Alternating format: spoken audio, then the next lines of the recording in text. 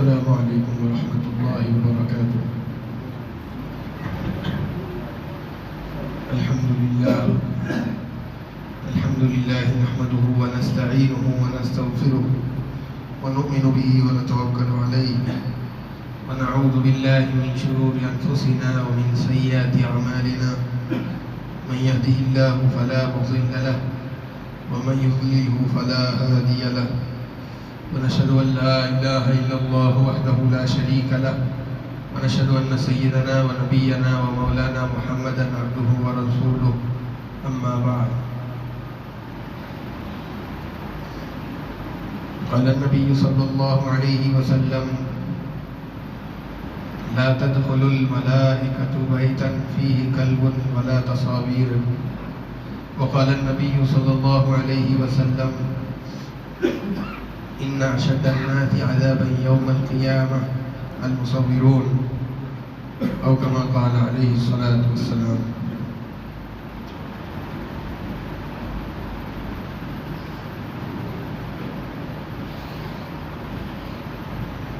معزز سامعین کرام،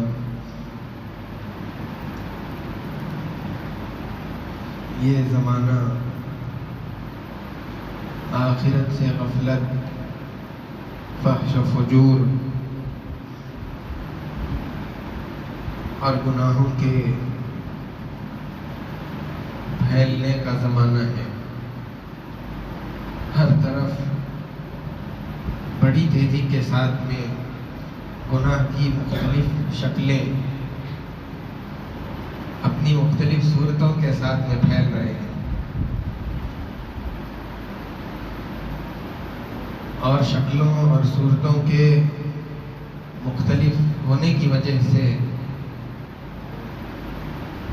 ایک ایمان والا، ایک مسلمان آدمی بھی ان چیزوں کو پہچان نہیں پا رہا ہے کہ یہ چیزیں گناہ ہیں، جائز ہے یا ناجائز ہے۔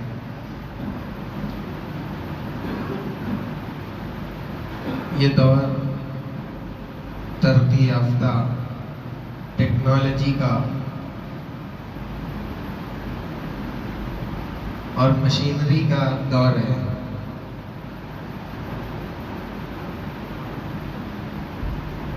ابتدائی زمانے میں جب ٹیکنالوجی نہیں آئی تھی، اس سے پہلے والے زمانے میں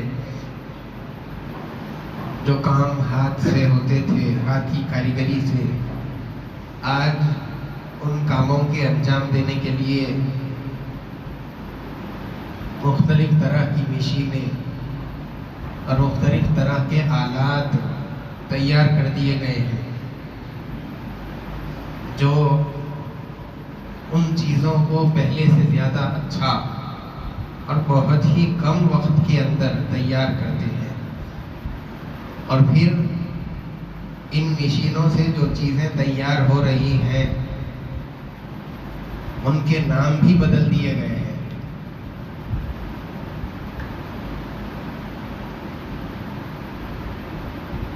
جس کی وجہ سے ان کا گناہ ہونا یا نہ ہونا یہ بھی پہچاننا مشکل ہو رہا ہے،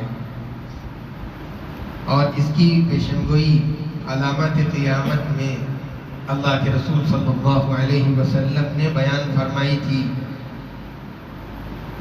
کہ آخری زمانے میں قیامت سے پہلے شراب کا نام بدل کر کے اس کو استعمال کیا جائے گا، اور ان کے سامنے گانے بجانے اور ناچنے والی عورتیں رہیں گی، اور پھر ان لوگوں کو بعض کو زمین میں دھسا دیا جائے گا اور بعض کے چہروں کو مسخ کر دیا جائے گا، خنزیر اور بندر کی شکل ان کی بنا دی جائے گی۔ اس ارشاد میں اللہ کے رسول صلی اللہ علیہ وسلم نے ایک چیز شراب کے بارے میں یہ بات بتائی ہے۔ آج جتنے فسق و فجور ہیں، جتنے گناہ کے کام ہیں، نام بدل بدل کر کے معاشرے میں لوگوں کے درمیان ان کو پھیلایا جا رہا ہے۔ سود کا لین دین، سود خوری کو بینکنگ کا نام دے دیا. اب جب نام بدل گیا تو لوگ بغیر سوچے سمجھے ثواب اور عذاب کی فکر سے غافل ہو کر کے اس چیز کے اندر لگ گئے. جوا، سٹا، شریعت نے مخصوص ناموں کے ساتھ، مخصوص عنوانات کے ساتھ میں جب ان چیزوں کو حرام قرار دیا تھا تو مسلمانوں کو گمراہ کرنے، ان کے راستے کو خراب کرنے کے لیے اس کے نام بدل کر کے، ان کی شکلیں بدل کر کے انسانیت کے درمیان میں وہ سارے گناہ پھیلا دیے گئے ہیں. آج جوئے کی کتنی زیادہ قسمیں معاشرے کے اندر الگ الگ شکلوں سے پھیلی ہوئی ہیں. انسانیت کا ایک بہت بڑا طبقہ اس کے اندر لگا ہوا ہے. سٹا، اس کے اندر بھی بہت ساری شکلیں، اور پھر انسانیت اس کے اندر لگی ہوئی.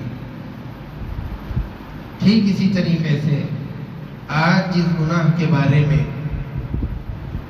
آپ کے سامنے کچھ باتیں رکھوں گا، اس کے میدان میں بھی یہی حال ہوا. اس زمانے سے پہلے جب کاریگری وغیرہ ہاتھ سے ہوتی تھی تو تصویریں، پینٹنگ ہاتھ سے کی جاتی تھی، اس کو تیار کیا جاتا تھا.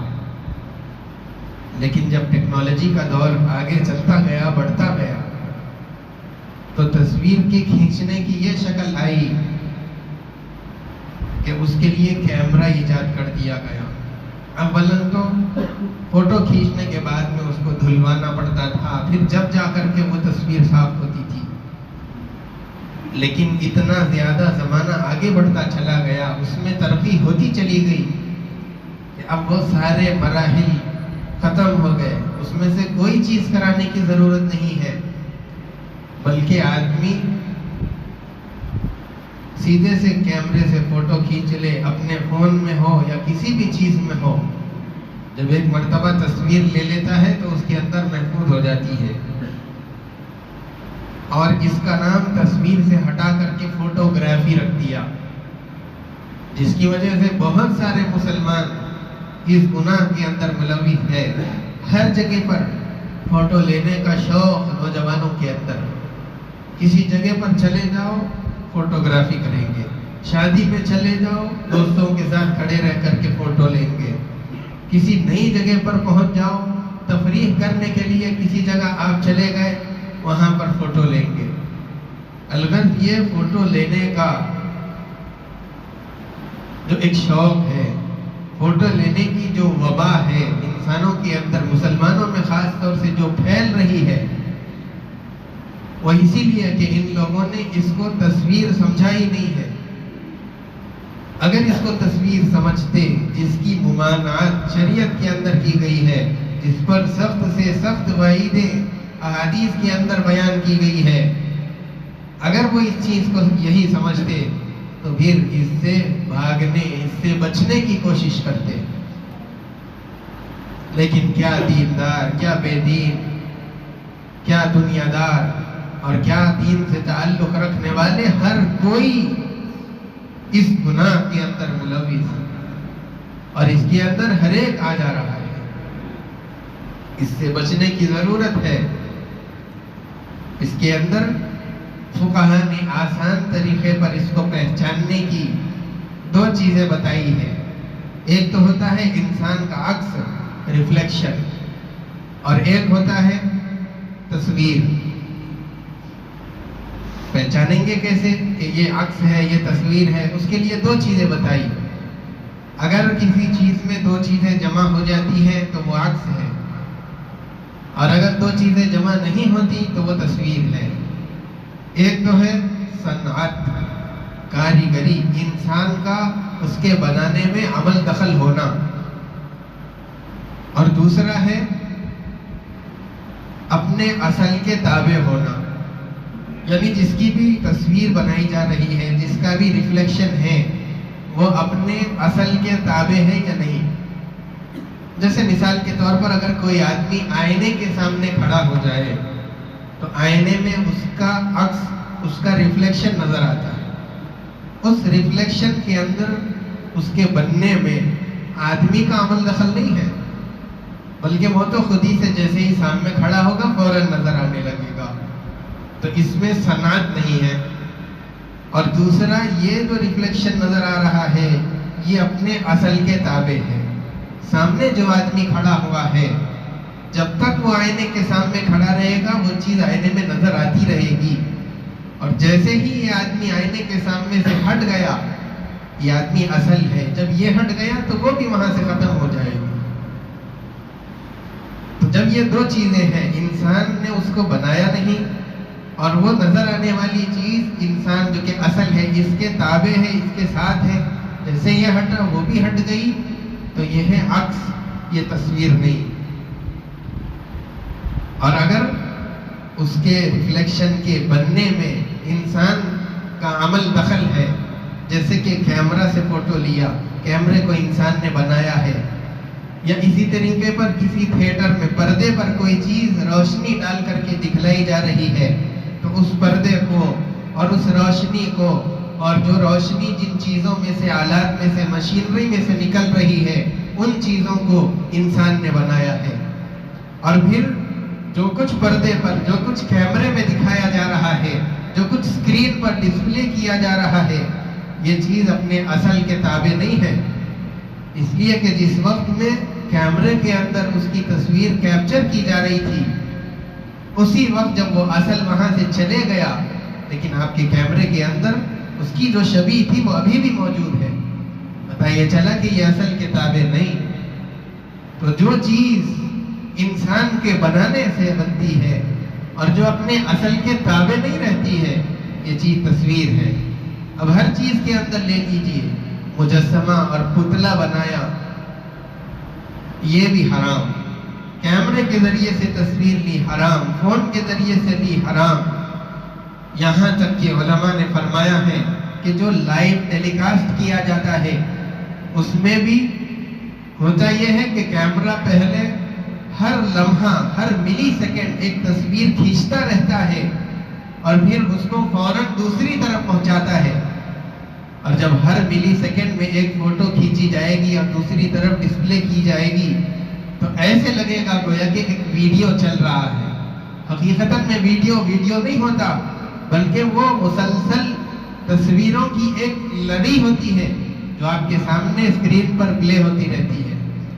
اسی لیے اس زمانے میں بہت سارے علماء نے یہ فتویٰ بھی دیا ہے، اگرچہ کہ حرام کا فتویٰ نہیں ہے، لیکن علماء نے یہ لکھا ہے کہ جو ویڈیو کالنگ ہوتی ہے، جس کے اندر جو بہت سارے مسلمان، غیر مسلم، ہر کوئی استعمال کر رہا ہے، چونکہ اس کے اندر بھی فوٹو کا کھینچنا پایا جا رہا ہے، اس لیے ویڈیو کالنگ سے بھی بچنا چاہیے، پرہیز کرنا چاہیے.